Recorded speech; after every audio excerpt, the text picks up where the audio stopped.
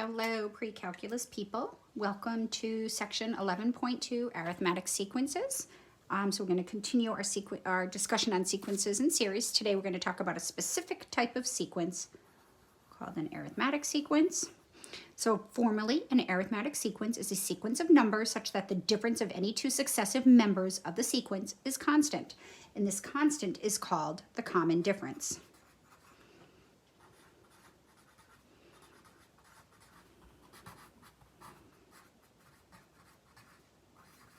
And we typically denote the common difference with a D. So D is equal to the n plus 1th term minus the previous term. So to get from one term to a next, we're just going to keep adding the constant D. So for example, 5, 8,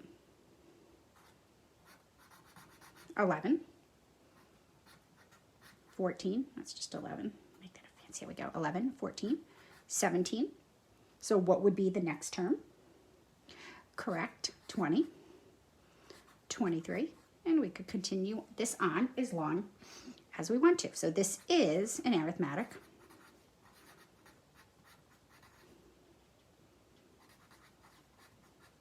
sequence. The common difference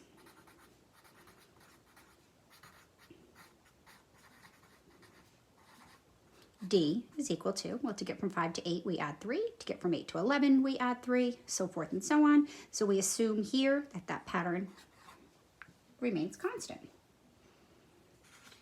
All right, let's take a minute and let's talk about this sequence a little bit more. So just actually a blurb on this notation right here. So you take any term and subtract the term before it, and that's going to give us our common difference of 3. So 23 minus 20 is 3, 20 minus the term before it, 17 is 3, 17 minus 14 is 3, and that's why they call it the common difference. All right, so let's take a look, make some notes about this sequence. Notice the first term is 5, and to get to the second term, we added 3. To get to the third term, we took the second term, but we added 3 twice. So it was 8 plus 3. So in other words, it was 5 plus 3 twice. The fourth term was the previous term, which is 5 plus 3 plus 3 plus 3. So this is the third term plus one more 3. So that's equivalent to 5 plus 3 times. So if we continue with this pattern, we would see that the 15th term would just be 5 plus 3. Well, how many times would we add 3? Well, the first time we didn't add any 3s. We just started with our given number. The second time we added 1 3. The third time we added 3 twice. The fourth time we added 3 times. So it's always one less than the number of terms.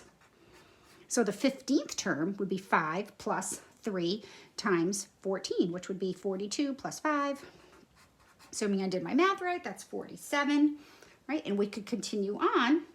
In general, for this sequence, the nth term is the first term plus the common difference, which is 3. And then it's always 3, the common difference, times 1 less than that term's position. So n minus 1. So we get this from, this is our first term,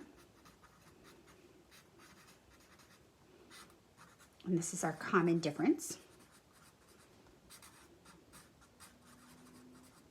So we just developed a template for this arithmetic sequence. The 100th term we could find. Now notice this is an explicit formula because all I need to know is what term I'm looking for. I don't need to know the first 99 to find the 100th term. It would be 5 plus 3 times 99. Let's just grab my calculator for that. 5 plus 3 times 99, which would be 302. Right, and we could keep going on forever. All right, the general formula for an arithmetic sequence. is the nth term in an arithmetic sequence is always the first term plus the common difference times whatever term we're at minus 1. Where a(n) is the nth term of the sequence.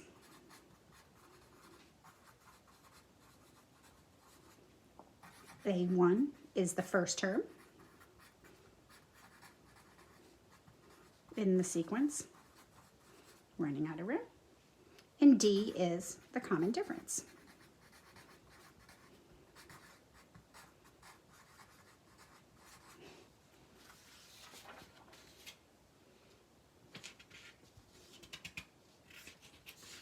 So let's take a look at another example. That guy up, slide that up, let's do this. All right, let's look at -3, 7, 17, 27, right here. First term, -3. Common difference, well, to get from -3 to 7, we added 10. From 7 to 17, we added 10. Or we can go in the reverse directions. 27 minus 17 is 10. 17 minus 7 is 10. 7 minus -3 is positive 10. So therefore, the explicit formula for this sequence would be the first term plus the common difference times n minus 1. Now, we typically clean this up. We can call this 10n minus 10. And then we could get -13 plus 10n. So we could express this using our set notation as -13 plus 10n. And n goes from 1. If n is 1, we get -13 plus 10, and that would be my first term of -3. And it goes on forever, indicated by the dot, dot, dot.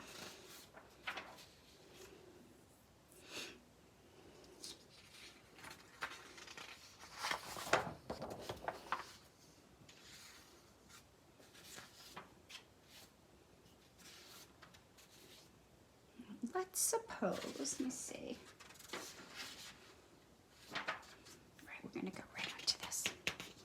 Right. With arithmetic sequences, we can talk about what we call partial sums. The partial sum formula for an arithmetic sequence is, ready? I'm going to write it down and then we'll use it. S sub n is n over 2, the first term plus the last term. So it's n over 2 times the first term plus the last term. If you want to see the proof of this, go to your text, page 1093. That's definitely not the right page. I don't think your book, oh, it is. That is the right page. I didn't think your book had that many pages. All right. So what does this mean? Well, let's suppose we looked at this series. We did 1, 4,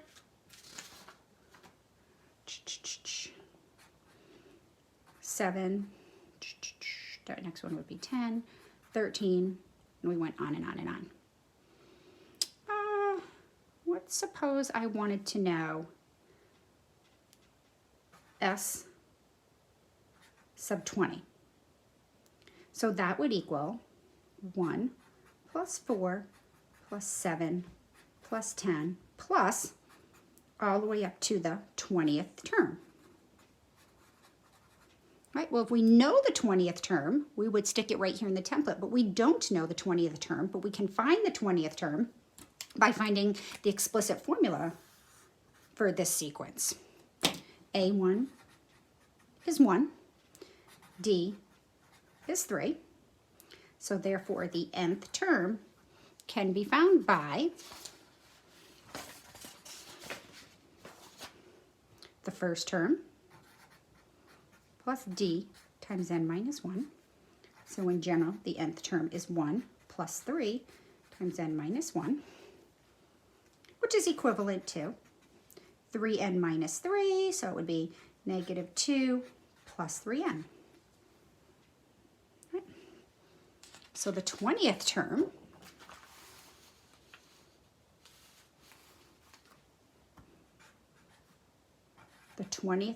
of this sequence would be negative 2 plus 30 times 20, which would be 60, 58.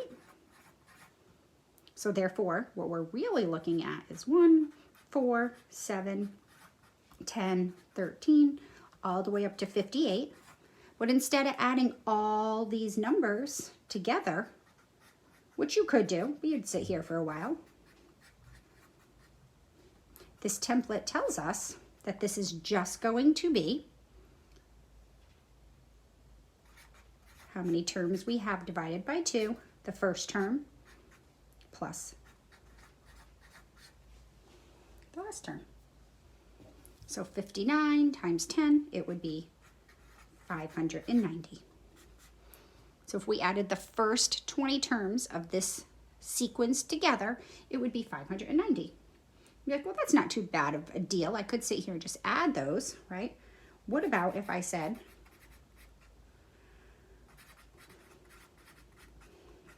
S sub 50? We wanted to add the first 50 terms of this together.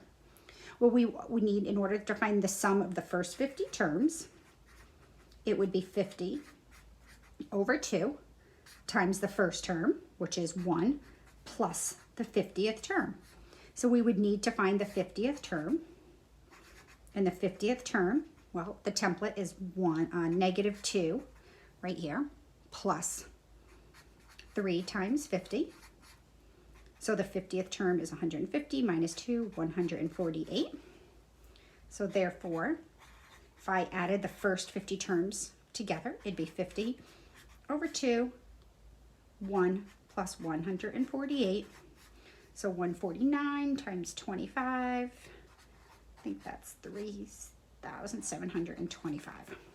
So there, I just very quickly added the first 50 terms together. Oh no, right here, first 50 terms together, all the way up to, so that would be 1 plus 4 plus 7 plus all the way up to 148.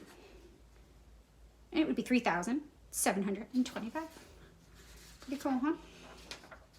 All right, so not much else to do in that section. Short and sweet. To do. Really all I have for you guys there? Yeah. To do. Read. 11.2. Right? Oh my gosh, I'm totally losing my train of thought tonight. Yep, 11.2. Exercises in the text.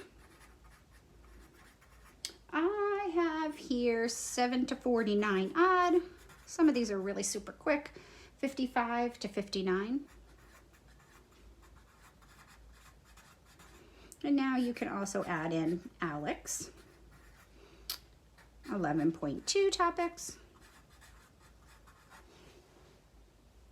Let's see, do I have that? No, I don't know where that is. But anyway, you have, oh, here it is.